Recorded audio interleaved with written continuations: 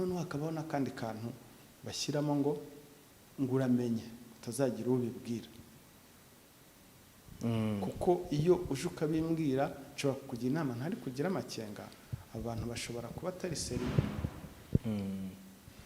nk'iyi kese wari wavuze wenda kese ya Tom transfer nko guhera mu kwezi kwa karindwi umwaka ushize ribu yakira ibirego birenga 120 by'abantu baregaga Tom transfer ihagarariwe na Munyaneza Thomas. Hano rero hari kampani nyinshi mwumvise zihari, harimo mwumvise zitwa za supermarketing, Cavalon, Bitsec, Coinbase, Penda Africa, Trade with Diana, Kigali Analytics, Worth Fitness, RVI, Tom Transfer, Binance, Fintech, Shell, Planet Investment Group, Wealth Unlimited, ni nyinshi.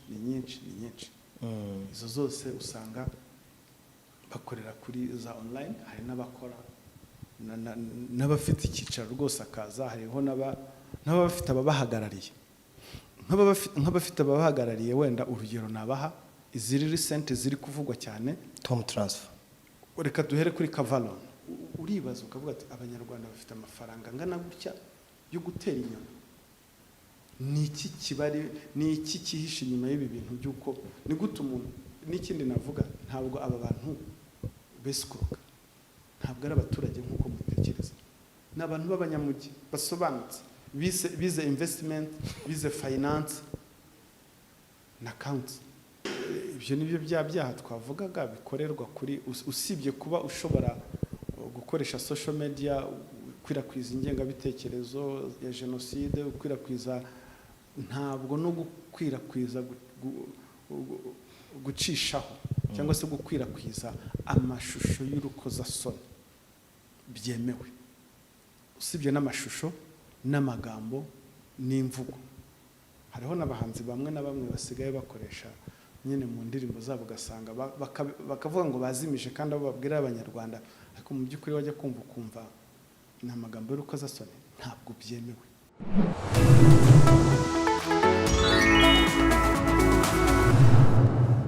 Reka mbashimire kandi nizere ko mumeze neza mwe mukurikirana ibiganiro bya 3D TV. Ndabasuje kandi mbaye n'ikaze nkomeza kubifuriza umwaka mushya muhira wa 2023. Twatangiye ndizera n'umwaka wagenze neza, kubo utagenze neza kabisa mwihangane. Nagira amahirwe rwo kuba ndi hano ku rwego rw'ubugenzacyaha RIB. Naje kureba umupapa rwose abenshi batinya ariko abenshi bakanamukunda. Reka ngo hikaze kuri kamera za 3D TV kubisetse. Bakoze cyane Emi. Nta mahirwe wagiriwe, sinkeka ko hari amahirwe kuza mu rwego rw'igihugu rw'ubugenzacyaha, sinkeka ko hari amahirwe, nta uhejwe, n'urwego rubereyeho rubanda kubw'ineza ya rubanda, public office. Numva rero nta mahirwe arimo, n'ubutaha karibu. Ariko nyine urumva abantu barikanga iyo ubwiye umuntu ngo karibu muri RIB. Ariko buriya muri RIB ushobora kuza ku mpamvu zitandukanye, ushobora kuza kubera impamvu uje gutanga ikirego, hari amakuru uje gutanga, hari ibyo uje kubazwa, hari na serivisi ushobora kuza muri RIB uje kwaka. Kuko tugira nk'ibyangombwa ujya wumva criminal investigation clearance, ibyangombwa dutanga, fingerprint certificate, ni ibyangombwa dutanga, loss declaration, n'icyangombwa cyo kugira ngo umuntu atange urugingo nk'impyiko, ibyo ni ibyangombwa dutanga, cyangwa se nko kujyana umurambo kushyingura hanze mu gihugu cyo hanze, ibyo ni ibyangombwa bitangwa na RIB. Rero ushobora kuza muri ku mpamvu zimwe muri izo. Nta gitangaza rero mukamubwira ngo karibu. Welcome. Kuko natwe dutanga serivisi nk'izindi nzego za leta. Izo serivisi wenda uvuze mbere ko tujya ku bindi, murazigurisha cyangwa se muzitangira ubuntu? Ni hishyurwa amafaranga makeya y'200 babidekarara mu irembo, amafaranga akajya muri Rwanda Revenue, ntabwo ajya muri RIB, ajya muri Rwanda Revenue Authority. Yes, rero nishimwe cyane, reka tubanze tunabifuriza umwaka mushya muhira wa 2023. Muri RIB mwawutangiye gute, mwawushoje gute? Twawushoje neza, tutangirana neza, turashima Imana ko nta gikuba cyacitse mu gihugu. Ibyaha biba byarakozwe n'ibyaha n'ubundi bisanzwe, nta biba bifite umwihariko udahambaye, gusa wenda hariho ibyo bimwe usanga bifite nk'umwihariko ho gatoya kubera imiterere cyangwa n'igihe uko kiba cyagenze. Naho ubundi twawutangiye amahoro, serivisi ziratangwa neza nk'ibisanzwe. Wenda ishusho y'umwaka wa 2022 wari umwaka umeze gute wenda ku baturage no kwitabira serivisi za RIB, byari bihagaze gute? Se abantu RIB bayumva gute? Barimo barayisobanukirwa? Abantu barayisobanukirwa cyane, RIB barayisobanukirwa bishingiye ku bukangurambaga dukora, bishingiye n'ibintu bitandukanye tugenda dukorana n'abaturage. Hari amahugurwa, hari ubukangurambaga mu baturage, hari izo bita RIB mobile van, ziriya modoka tugira za ofisi zigendanwa, aho tugenda tukazigeza ku baturage batuye kure ya sitasiyo za RIB kugira ngo babone serivisi.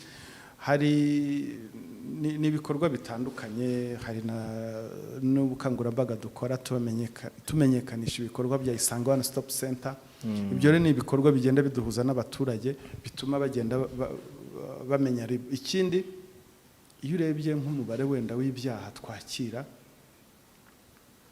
bigaragaza ko abaturage batwibonamo.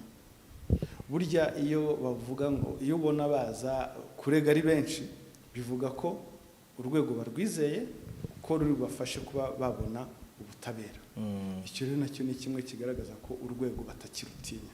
Ikindi, hariho wenda nk'ibyaha bimwe bigenda bimenyekana mbere batahaga agaciro, ariko baha agaciro kuri ubu ngubu, bakaza bakavuga ati RIB irahari, reka tugende tubarega. Nk'ibyaha ushobora ujya wumva gukoresha ibikangisho, n'ibyaha tubona biri kugenda bizamuka. Gukoresha ibikangisho ni iki? Ni bya byaha usanga umuntu agiranye ikibazo n'undi, akamubwira ati shabure tuzambona, uzabureba, nzakwereka, nzakugira gutya, ntabwo ntuzi icyo ndicyo, ntabwo uzi ukuntu ngewe ndakara. Ayo ni amagambo abaturage iyo barakaye babwirana, ariko burya ni amagambo yakoze ibyaha, yagize ibyaha, kuko nibyo bita gukoresha ikangisho. Noneho hariho utabimubwira mu magambo, akamubwira muri message, akamwohereza ubutumwa.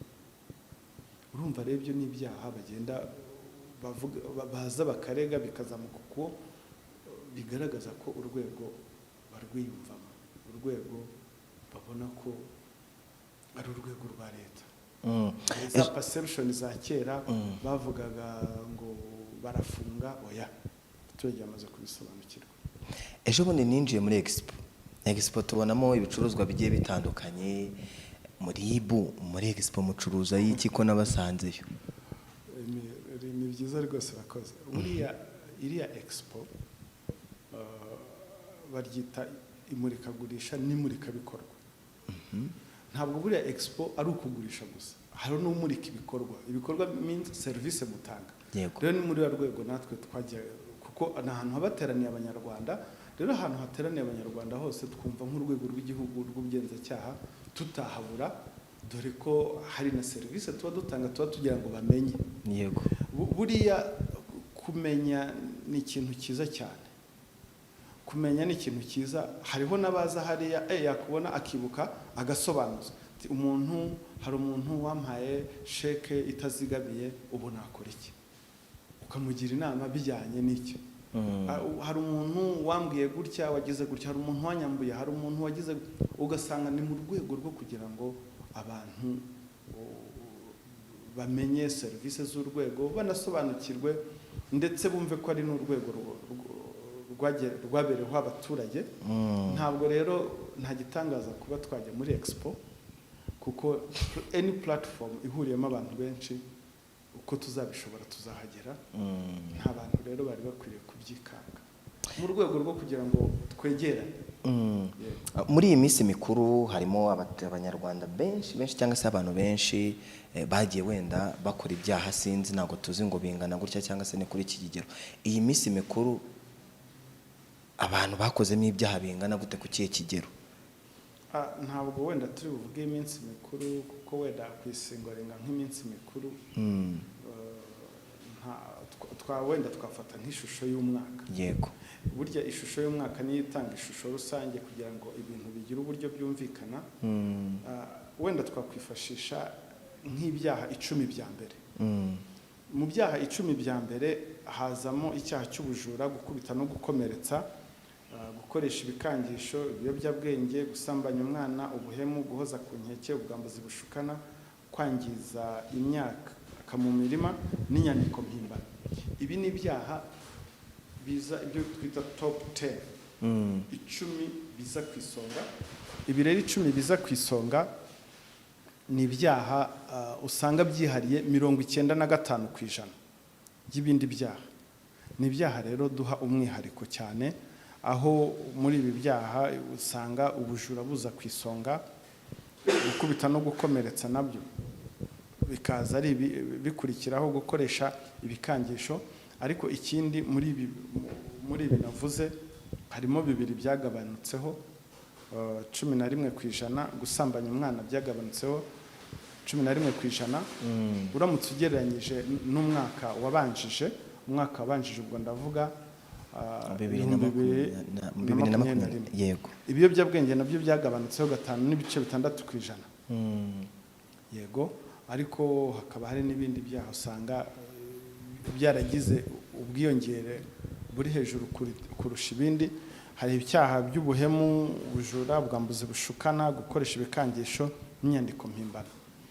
Ugasanga rero nk'ibyaha by'ubwambuzi bushukana n'inyandiko mpimbano burya bigirana isano cyane, kuko inyandiko mpimbano ishobora kuba amwe mu mayeri akoreshwa muri ubu bwambuzi bushukana.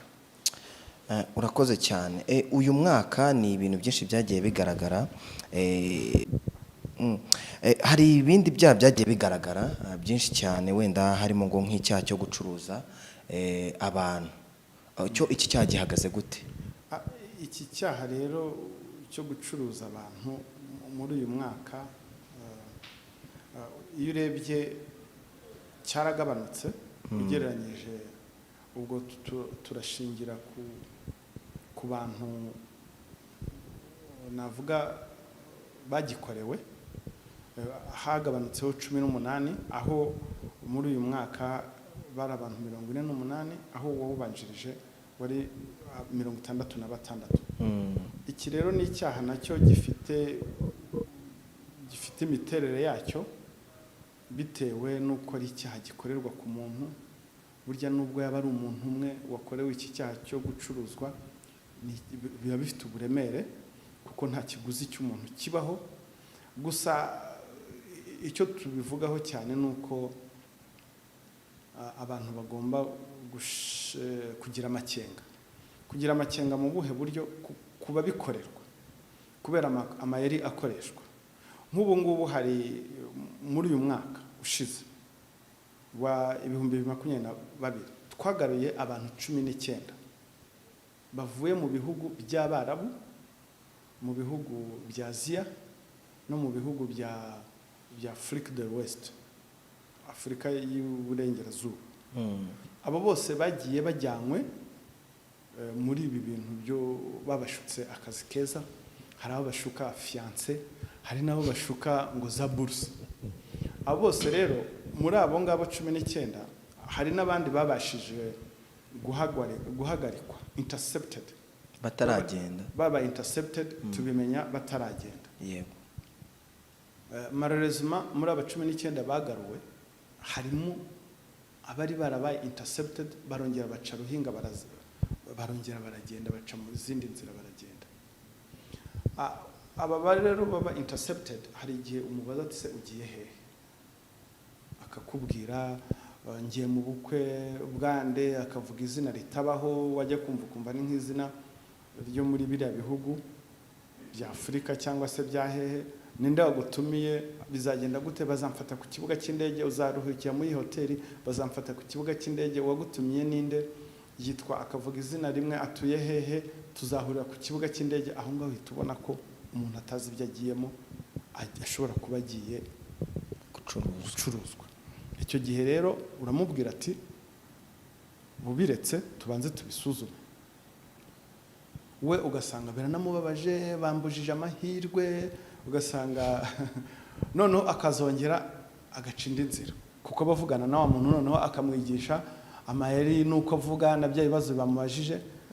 Kandi rero noneho ntutekereze ko abo bantu bajyanwa gucuruzwa, ntutekereze ko ari abana, n'abantu bakuru b'imyaka 30, 20, hariho n'abatabagabo babo ngo bagiye gushaka ubuzima. Bagerayo wenda ugize amahirwe akamenya address, afite nimero y'umuntu, kuko ugerayo bakagukuraho ibyangombwa byose, ntube wagira access kuri telefone. Yagira amahirwe muri ikigezi cya social media, wenda ndashobora kuza kukumvisha amajwi, agira akirikodinga voice, atabaza avuga ngo ndi muri iki gihugu, muri iki gihugu gusa nta na address. Ubwo rero tukagerageza, inzego zigakorana, tugakorana na za ambasade, abo bantu bakagaruka. Icyo nshaka kuvuga hano, ntabwo iyo tugaruye umuntu ari ukumwima amahirwe nk'uko we aba bivuga. Birababaza iyo yagiriwe amahirwe kugira ngo agarurwe gutyo, akongera agaca ruhinga, agaca indi nzira, ukazumva ngo yarongeye yaragiye. Ibyo rero iyo agezeyo akagira izo ngorane biratubaza cyane, ntabwo biba bikwiriye. Nta muntu ugomba kugushikisha akazi ko hanze, nta muntu ugomba kugushikisha ibintu ngo ni fiancé. Nyine fiancé zo kuri Facebook or Instagram akamukurikira atyo, ugushikisha bourse, noneho hakabaho n'akandi kantu bashyiramo ngo uramenye utazagira ubibwira.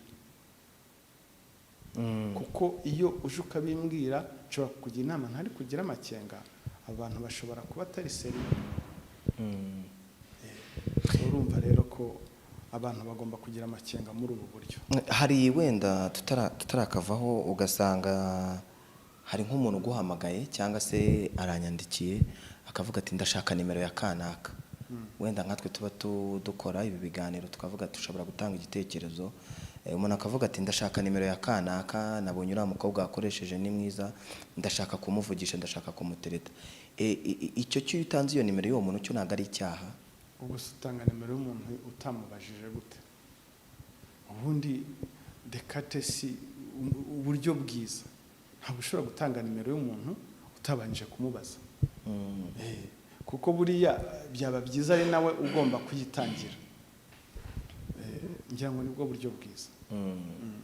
Ubwo ndakeka rero abantu basobanukiwe, ariko hari icyaha cyangwa se hari ibikorwa bimaze iminsi bikorwa ndetse n'abantu bakarekarama ari benshi cyane, bavuga yuko bagiye bamburwa na zimwe muri kampani kandi zarabijeje ko bazabona inyungu. Ni icyaha kijyanye n'ubwesikoro. Ese iki cyaha gihagaze gute? Namwe mwarakimenye muri RIB? Turakimenya, turabikurikirana. Wumvise ko ne muri bya bindi 10 twavuze kirimo ni ibyaha, ni icyaha. Muri no minsi ubona aho igihugu kigenda gitera imbere mu buryo butandukanye, ubukungu bwiyongera, ikoranabuhanga, ubucuruzi, online business. Abantu rero nabo bari kwihisha muri icyo cyuho, bari kwihisha muri ubwo buryo, noneho bakabeshya abantu mu buryo babizeza gushora imari bakunguka inyungu zihuse.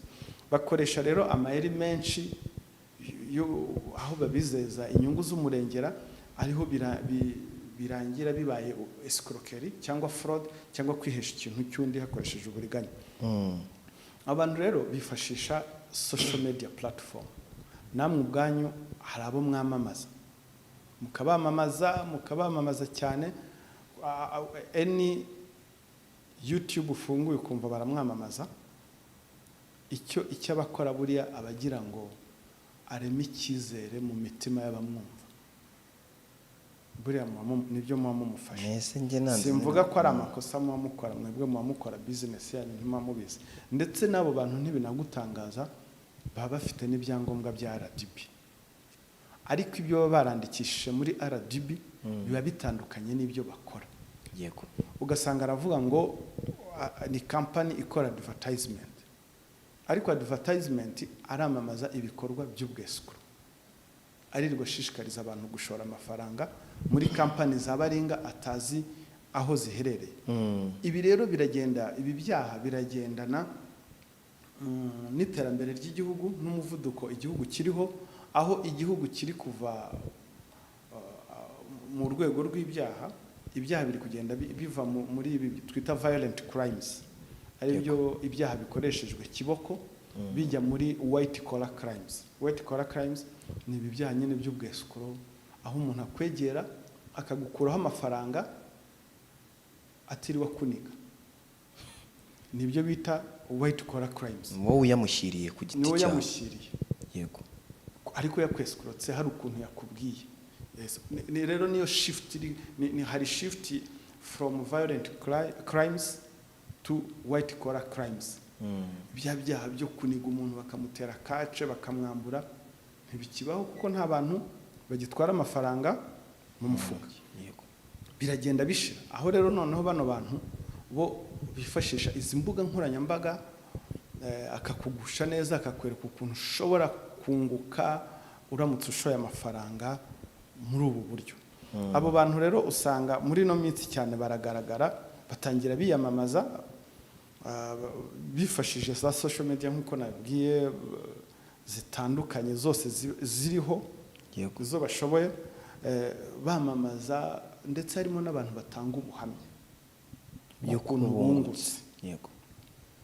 Ko gutanga ubuhamya k'ukuntu bungutse byatira abandi, ukavuga ati niba kanaka yarashoye yangaya akunguka, reka nanjye mbikore. Noneho hari abo bashishikariza gushora mu byo bita bitcoins. Bitcoins ni cryptocurrency. Cryptocurrency ni aya mafaranga yita gukeme, aya mafaranga adafatika, akadafatika udashobora gufata physically. Ubwo ni uburyo bw'ikoranabuhanga online. Yego. Yego. Hari n'abandi rero bashora bakubwira ngo ushore mu bikorwa byo kuvunjisha online forex. Yego. Sibyo? Hakaba n'abandi bagushora mu kugura imigabane.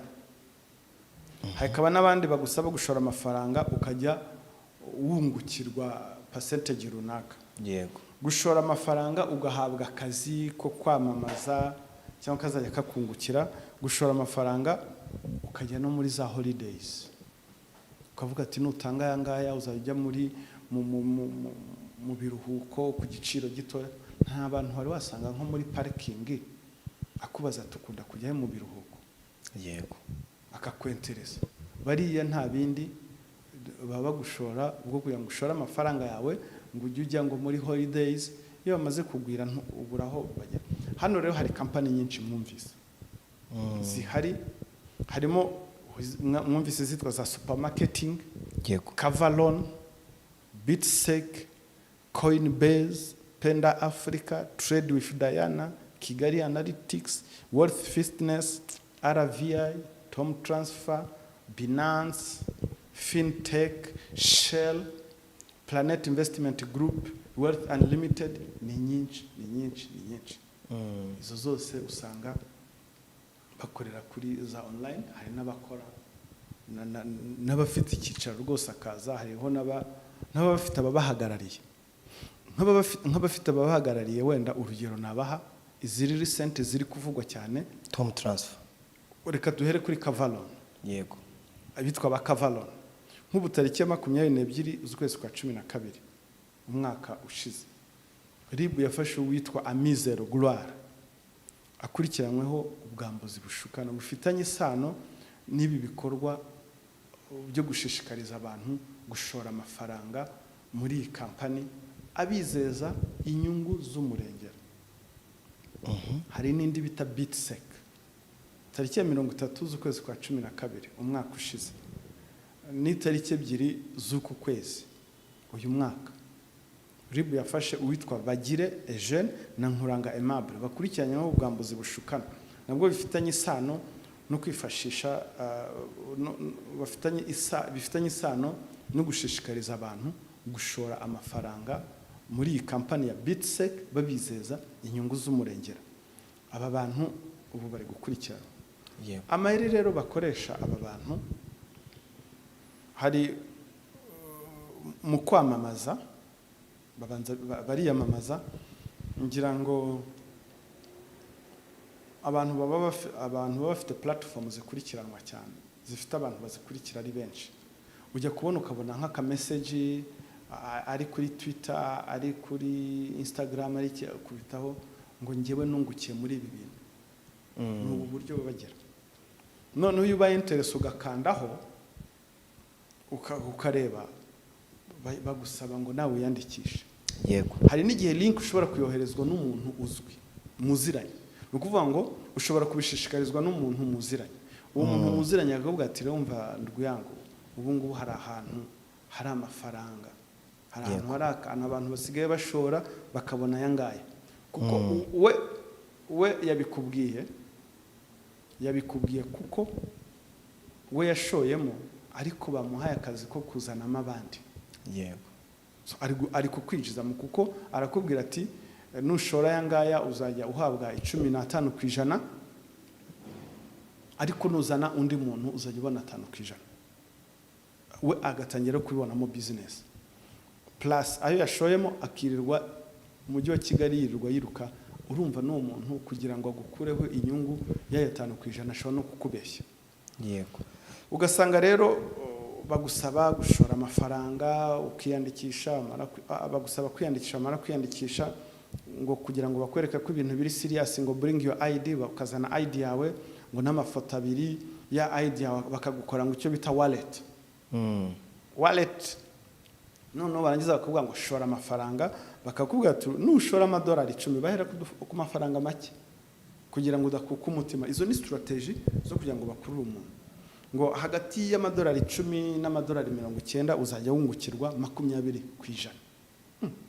Ukareba ukavuga ngo uzikora amafaranga si menshi, nanjye ariko ngiye nunguka yangaya nta kibazo. Ndi no gukora kandi kazi. Kandi barakubwira ati yanagemo we gusa uzajya ubona kuri konti yawe. Bakongera ati amadolari 100, hagati y'amadolari 100 n'amadolari 900 ni 30%, hagati y'igihumbi n'ibihumbi 4 ugasezeranywa 40%, hagati y'ibihumbi 5 ubwo ni miliyoni 5. Kandi abantu barazitanga ngo uzajya wungukirwa 50%. Kandi izi nyungu bazivuga buri cyumweru kuri miliyoni 5. Kuri miliyoni 5 ukungukirwa 50%. Ubwo nangaye ni menshi cyane. Noneho usibye kuba umuntu ashobora kujijwa, uwo muntu abakora iki? Inyungu imeze ityo abakora iki? Abayakura mu bandi bameze nk'abo. Icyo bakora rero, urumva iyo abantu babaye benshi agenda ashishikariza abantu buri cyumweru koko nk'igihumbi, nk'amadolari 1000 cyangwa miliyoni, ashobora kuyakwirakwiza mu kwezi mu bantu benshi cyane. Ubwo abo bantu benshi nabo bakaba babonye ko bya bintu ngo birya koko bizana inyungu, nabo bakaba bagiye gushaka abandi bantu. Urumva ko iyo ni imitwe bakora abantu. Noneho rero ibyo ngibyo ugasanga abantu iyo amaze kuguza amafaranga menshi, ubona amaze kugira amafaranga y'abantu benshi, agira icyo akabifunga.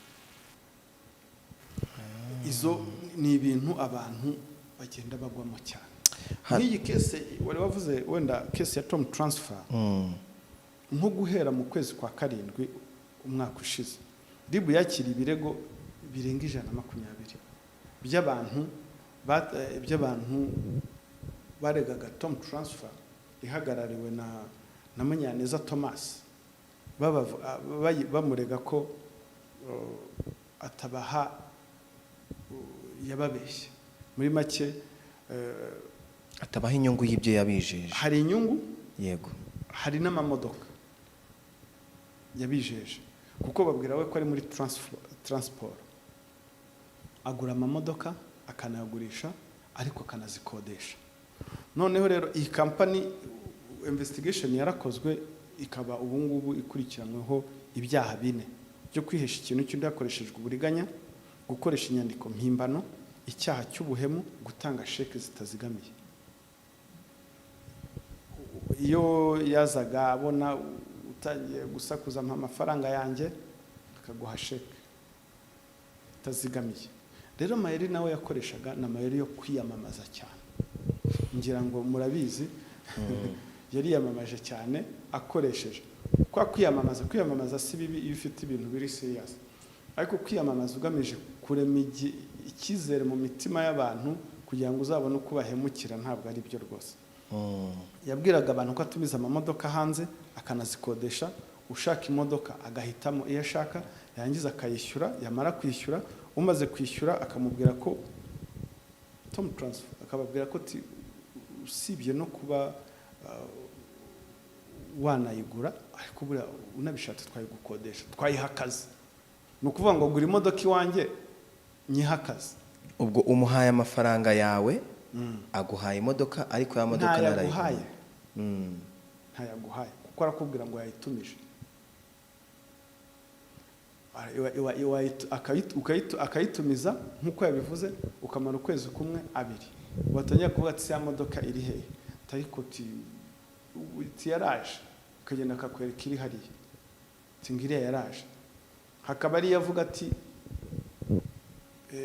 ko none se watumije itariyo, rero noneho niba ari ibyo ngibyo reka mbe nyikodesha, akaba aguhaye amafaranga. Cyangwa se bavuga ngo niyo, ukaba uzi ngo niyo koko kandi yanditse mu mazina y'undi muntu, ukavuga ngo imodoka yanjye iri gukora, ukajya ubona ati dore ya rava phone yanjye iri gukora kandi carte jaune yanditseho undi. Umuntu akaba muri ibyo kubera ko abona ngo aya mafaranga y'ukwezi ya buri munsi.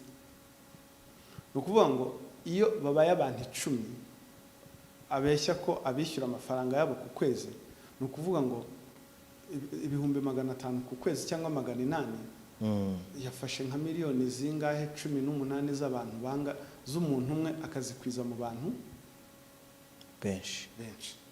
Ibyo rero abantu bose bagiye bagashoramo amafaranga menshi cyane, ariko ntibagira amakenga, ntibatekereza aho izo nyungu uwo muntu ashobora kuba zikura. Iyo business akora maji afite ni yihe ituma yunguka gutyo, yakungukira abantu bose. Amafaranga yari amaze kugwira, aratoroka, abonye ko batangiye kumugeza mu butabera, aratoroka. Ibyo ni ibintu byagiye bigaragara. Uyu rero na Kavalon na Babitseke wasangaga bashishikariza umuntu kwishyura nk'amafaranga 22,000 cyangwa 65, 130, bakaba bahabwa inyungu y'155%. Aba rero bamwe bafashwe nko muri Kavalon, abangaba ni aba agent, nagari bahagarariye, bahagarariye ngiyo company. Ariko wajye kureba muri RDB ugasanga yandikishije ku mazina ye. Wareba company yayandikishije ko izakora iki ngo advertisement, ugasanga ibyo yandikishije muri RDB n'ibyo akora biratandukanye. Ugasanga rero abantu ngo giye ngo nabonye ari company ngo izwi ngo yanditswe ngo niyo mpamvu. Ngira ngo mwumvise saga zabayeho za piramide.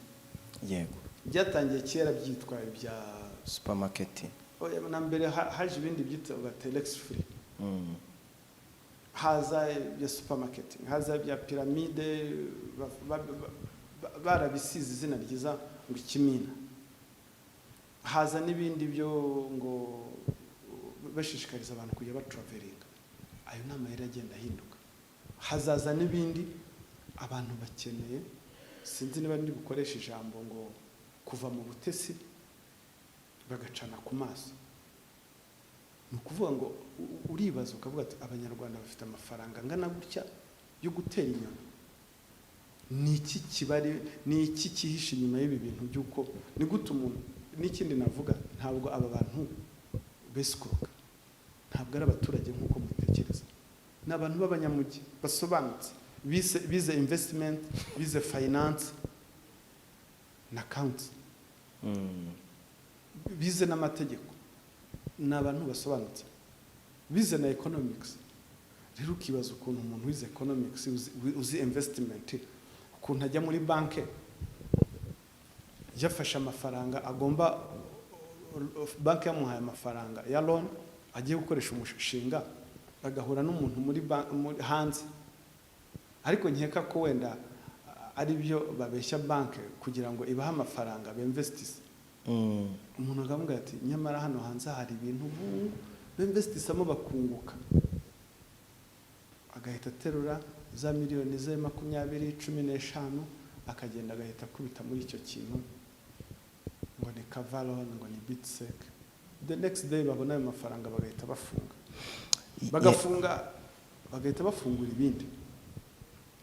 Hari n'abandi bakubwira ngo imigabane ngo gura imigabane ngo shora aya mafaranga ngo urabona ngo ugura amadolari amapaundi amayero ngo ko azamutse tuzajya tukungukira ibyo bintu Bitcoin ngo gura shares company runaka ngo gura shares ngo ukazigura ari ku giciro cyose ngo nizizamuka ubwo ngubwo tuzatukungukira ibintu nk'ibyo ngibyo. Shares uguze ni zihe company iyi bakakubwira rero iyo bakwicara akubwira ati ni company yo hanze igihe ukimbwira ko ari company yo hanze nahita stop kuko the moment uvuge ngo niyo hanze ni yande ikorite nahita stop. Ahubwo rero noneho ikigutangaza nuko baba attracted no kumva ngo ni company yo hanze.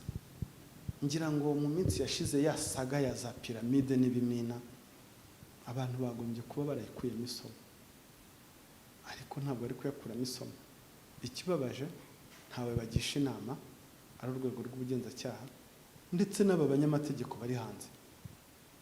Niko dushobora kuinvestisa miliyoni 20 mu kintu utazi inyungu zacyo ngo kuko bakubwiye gusa nta wundi ugisha inama. Bari abantu rero bagutega umutego wo kukubwira ngo ibintu byo hanze ntabwo ari ngombwa kubisakuza ngo ibisakuje birapfa kugira ngo nyine bagumye bagutware gutyo. Hari ikibazo ngiye nakubaza kubona nimba bakoresha zimwe muri societe za hano iwacu hano mu Rwanda wenda ngiye mu bwa mbere amafaranga bayamaye kuri mobile money andi bayamaye kuri Airtel money. Wabwirwa n'iki ko uwo muntu ari umwesikoro kandi ubona ko ari gukorana na company n'ubundi dusanzwe tuzi hano mu Rwanda kandi none se kuvuga ngo nkwishyuye nkoresheje mobile money ntabwo bajya kureba bariya nyirizira company ntabwo bareba ngo wohereje amafaranga ninde nta nubwo burya none se amafaranga zanditseho ngo amafaranga avuye ku mujura cyangwa ku mwesikoro oya azavuye kuri kanaka we nkorera transaction file kandi rero noneho niba wemvesha 100 atangira guha 10 yamara kukwishyura nk'inshuro 3 abandi baba barashyizemo menshi agastop ubwo akaba gutwaye 70,000 wakuba n'abantu 100 ubwo ushobora kumva umubare w'amafaranga uko abangana. Nk'uyu hano hari umuturage cyangwa se n'umuntu nanjye wamamaye uyu witwa Buryohe witwa Ubukire TV we akorera na online uyu we wenda ukora ku mugaragaro cyangwa se akanigisha uyu nawe wenda ntabwo navuga kuko sindayikurikira ngo numve ariko ibintu byose byizeza abantu inyungu z'umurengera ibintu byose bikora amarangamutima ngo bakwigisha ubukire. Ese kucyo byigisha abantu ubukire inyungu afitemo niyihe yagiye agakira ariwe izo mpu afitiye abantu nizihe arabibigisha ku buntu cyangwa arabigisha abereka aho bashora. Reka wenda nsoza ni n'umwanya mwiza wo kugira ngo twihanangirize abo bantu bose bashobora kuba bari kwesikuruka abantu nk'ibyo ngibyo babizeza izo nyungu z'umurengera kuko abo nabo baraza gukurikirana. Ntabwo ibyo bintu ntabwo tuzagumya kubyemera ariko rero n'abantu nabo bamagane ntabwo barekwiye kubaha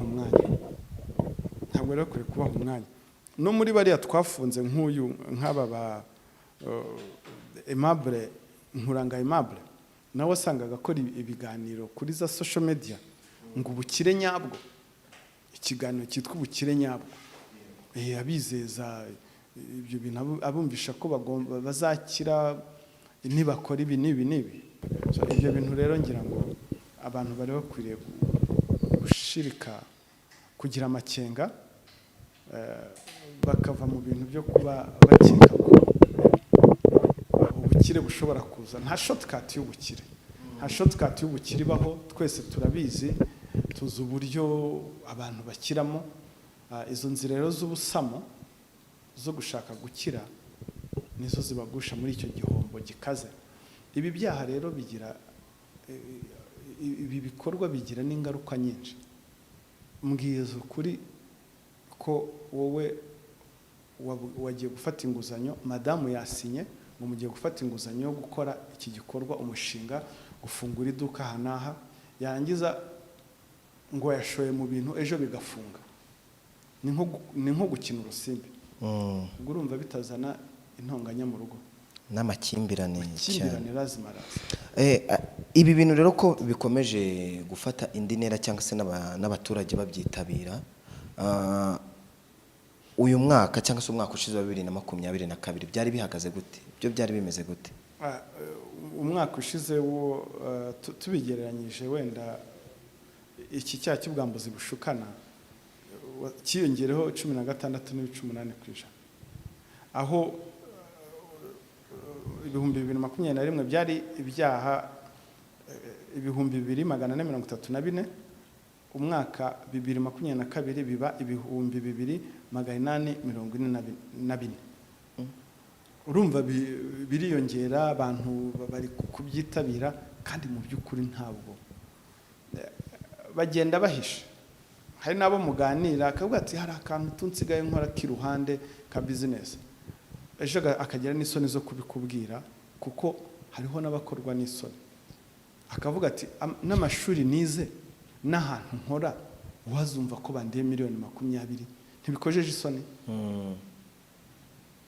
Biranagayitse, ariko biragayitse, byo biteye n'isoni. Niyo mpamvu abenshi banatinya no kuza kurega. Yego. Ariko icyo twababwira still ntibagire isoni. Urwego rw'ubugenzacyaha ntabwo byatuma batabakira, bazaze tuzabakira bikurikirana. Gusa noneho harimo imbogamizi bakurikiranwa abo bantu bariteguye inzira zabo zo gutoroka, cyangwa se amafaranga bayaroheje mu mahanga, wakurikirana ukabura icyo ufatira, ukabura n'ubwishyu bw'aba bantu, bigasaba ko inzego zizakorana, inzego z'ibihugu zizakorana bitewe n'aho abo bantu bari. Hari n'izindi mbogamizi z'uko usanga n'ahantu utekereza ukavuga ati abantu barajijwa bagakabya, umuntu yohereza amafaranga ku muntu atazi, ngo yitwa Frank, akavuga ngo ni Frank, akayohereza kwa Frank, kuko akagenda amafaranga miliyoni 20 zingahe, nta kindi kintu wamubaza, mutaranahura. Guhura byo ni ibindi, mutarahura, ngo tubana kuri platform ya WhatsApp. Hari igihe nyine nawo usanga iyo aje akabikubwira akavuga ati binteye isoni kubivuga, ariko nk'urwego rw'ubugenzacyaha tugira nono icyo tuvuga ahangaha, uruhare runini ruri ku muturage, kuko ibyo byose nubwo twabikurikirana harimo igihombo kinini ku muturage. Tutifuza ko rero ibyo bihombo bigume kubaho. Abaturage nibazibukire, bashore ahantu hazwi hafatika. Baragenda bakanakumvisha kuntu ngo gushora muri banke, gushora muri zira za capital market, tuzi tayati biriya ntego inyungu zayo ziri kure cyane, ntabwo bakabikumvisha nawe ziza zitinze. Za nyungu z'umurengera zihuse rero niho bagufatira, aho niyo marangamutima niho bagufatira. Ibi bintu nibikomeza rero gukura gutya, nihe nama muri buhe abaturage? Ntabwo biri bukomeze gukura, kuko ndakeka ko abaturage turi kubwira ubutumwa buri bugereho bari bubyumve. Gusa icyo navuga, wowe uteze amatwi iki kiganiro, ubutumwa bugira ubwawe, ubuganirize n'abawe n'abuzi bose.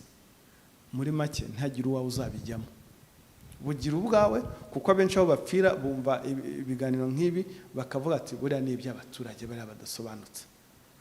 Kandi ndakubwiza ukuri ko aba bantu nabo nyine bazi gukina n'amarangamutima y'abantu. Abantu rero nibazibukire, nibifate, nibagira amakenga, bareke kwishora mu bintu byo kumva ngo ubukire bwihuse, kuko ikintu ugomba gutekereza, niba ushora amafaranga, iyo nyungu y'umurengera uwo muntu we akora ni iyihe maji akora twe tutazi yunguka tudashoramo? Iyo maji wakora ni iyihe? Ibyo ni cyo kintu abantu bakwiriye kwibaza. Ubutumwa rusange noneho mwaha abaturarwanda muri rusange kubw'ibi bintu ni ubuhe? Ese abantu bitware bate? Abantu uko bitwara bagira amakenga, ntabwo ari nibi gusa. Ubwambuzi bushukana buza mu buryo bwinshi. Hariho n'ubwambuzi bushukana buza mu buryo bwo kuraguza cyangwa kuraguza, wenda ngo ngwino ndaguha umuti ubone umuti wo kuvura inyatsi, wo kuvura ngo za ndwara zitabaho bajya bavuga, ngo umuti w'ubukire. Umbwiza ukuri, umuntu ashobora gutanga umuti w'ubukire wangiza ukansaba amafaranga, wayihaye se? Wowe urampa umuti w'ubukire udakize?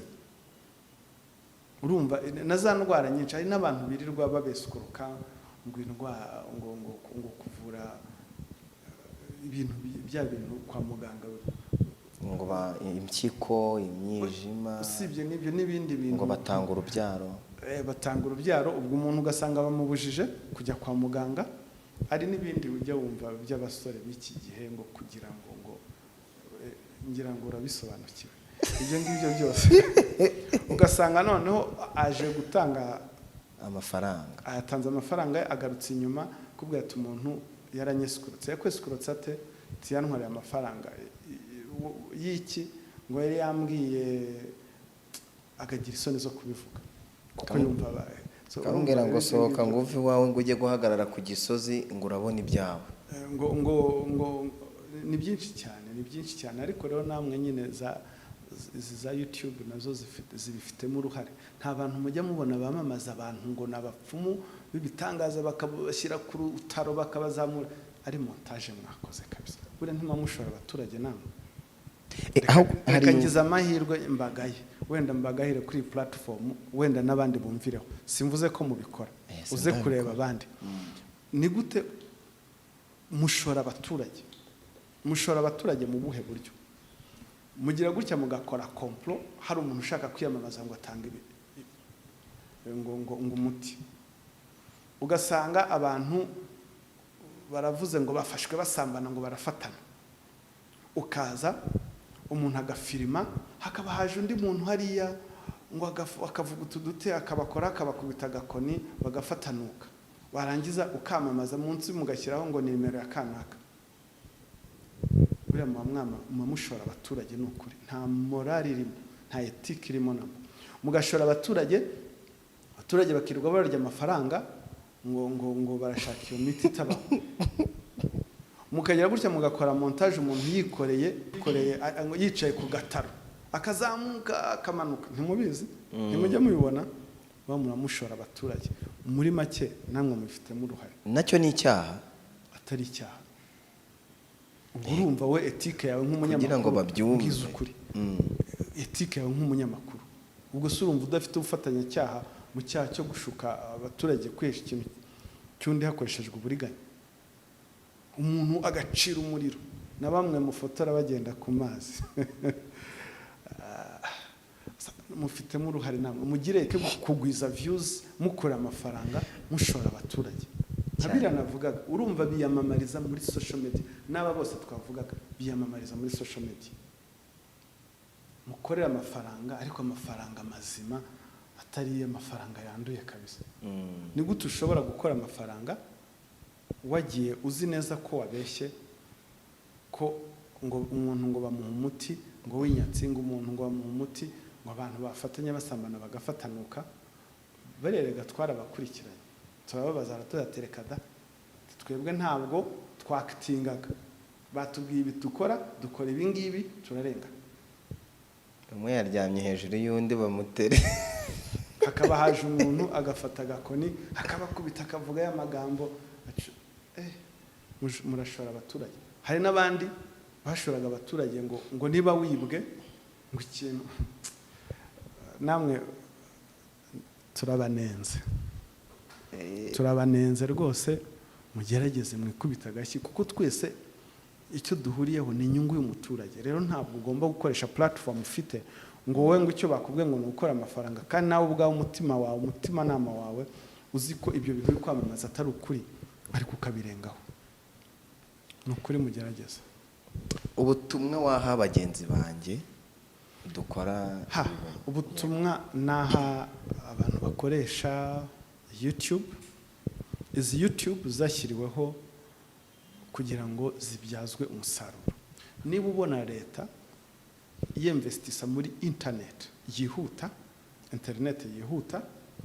ukabona hari ibikorwa remezo biri kubakwa kugira ngo abaturage bakoreshe social media zose platform mu buryo bwihuse, tugire internet mu buryo bwihuse, no kugira ngo itumanaho ryorohe. Muri rya tumanaho rero harimo na za social media kuzikoresha. Muri ko gukoresha social media, icyo tubabwira, ngira ngo nta muntu n'umwe uri hejuru y'amategeko. Koresha social media yawe muri parameters z'amategeko, mu murongo w'amategeko. Wowe ntiwite ngo njyewe cyanjye ni views, ngo ibindi ni ibindi, kuko buriya mu by'ukuri si byiza ko wubaka ukoresha platform yawe ikajya igaragaraho ibyasha mvuga ni ibyasha by'amategeko, ugahostinga umuntu uza kwamamaza gukwirakwiza ingengabitekerezo ya jenoside, ugahostinga umuntu uza gutanga ubutumwa bukurura inzangano, guhostinga umuntu wowe wenda witwaje umutaka wo gutanga ibitekerezo cyangwa se w'ubunyamakuru, kuko izi platform zikoreshwa na benshi, ugasanga umuntu arayikoresha kwamamaza icingiza amatwara za propaganda zo kwangisha abantu abandi, ugasanga cyangwa se uga platform umuntu agatuka undi akamwandagaza pe. Ibitutsi bingibi biri bumva igitutsi gifatika. Namwe rero mwajya kubitambutsa mukabitambutsa gutyo nta na editing, buriya nawe uri umufatanyabikorwa. Icyo tubabwira rero, urwego rw'igihugu rw'ubugenzacyaha icyo rwifuza rubasaba nuko izi social media za YouTube izo arizo zose muzikoresha mu kunguka mu buryo bwose, ariko uburyo butanyuranyije n'amategeko, kuko mugomba kuzibyaza umusaruro nk'abandi, mugakira iryo faranga rikinjira mu Rwanda ku mufuka, ubuzima bw'abantu bugahinduka, ariko mu buryo butabangamiye amategeko, mu buryo butabangamiye umutekano w'igihugu. Yego. Hari ngiye gutandukiraho gato cyane, urambabarira ntabwo nagenda nabikubajije. Hari amavideo ari gucicikana, abantu ntabwo baratangira ntabwo abantu ahari barishyiramo ko gukora ubusambanyi wishe cyangwa ukifata amavideo ukayoherereza abandi ari icyaha. Hari video ziri gucicikana ku mbuga nkoranyambaga, murimo murazibona, n'abandi barimo barazohererezanya. Aba bantu bo mwabavugaho iki? Ibyo nibyo byaha twavugaga bikorerwa kuri, usibye kuba ushobora gukoresha social media ukwirakwiza ingengabitekerezo ya jenoside, ukwirakwiza, ntabwo no gukwirakwiza gucishaho cyangwa se gukwirakwiza amashusho y'urukozasoni byemewe, usibye n'amashusho n'amagambo n'imvugo. Hariho n'abahanzi bamwe na bamwe basigaye bakoresha nyine mu ndirimbo zabo, ugasanga bakavuga ngo bazimije kandi abo babwira abanyarwanda, ariko mu by'ukuri wajya kumva ni amagambo y'urukozasoni. Ntabwo byemewe, bihanwa n'amategeko, amashusho y'urukozasoni. Ngira ngo muza babigerageje ko bakurikiranwe mu nkiko, bamwe ba Instagram mwarabyumvise. Rero abantu bari bakwiriye kumva ko igihugu cy'u Rwanda ni igihugu kigendera ku mategeko, twigisha abantu, dufasha abantu, ariko iyo wanze kumvira amategeko arirwanirira, ukajya aho ugomba kujya. Ubwo aho mvuga ni ukujya aho umuntu utubahirije amategeko ajya kugororwa. akajya kugororwa n'ibyiza ukoresheje n'ijambo ryiza akajya kugororwa. Ubwo sinzi nimba hari ikindi cyangwa ubundi butumwa mwaha abanyarwanda muri rusange muri uyu mwaka wa 2023 bagomba kwitwara gute noneho? Abanyarwanda ni buri muntu wese, umuturarwanda wese aharanire kwanga icyaha n'igisa nacyo. Icya kabiri, n'abariya bose n'abariya babikora, inzego z'umutekano, inzego z'ubutabera zirahari, ubushobozi burahari, ubufatanye burahari, ubushake bwo kurwanya ibyaha burahari. Ntaho rero bazaducikira. Ni byiza ko inama tujya ni nziza, nuko utagakurikiranwe. Kuba wagize amahirwe ukaburirwa ni byiza, rero ntabwo ari byiza ko wazisanga ukurikiranwa mu mategeko kubera ibyaha uba wakoze. Murakoze.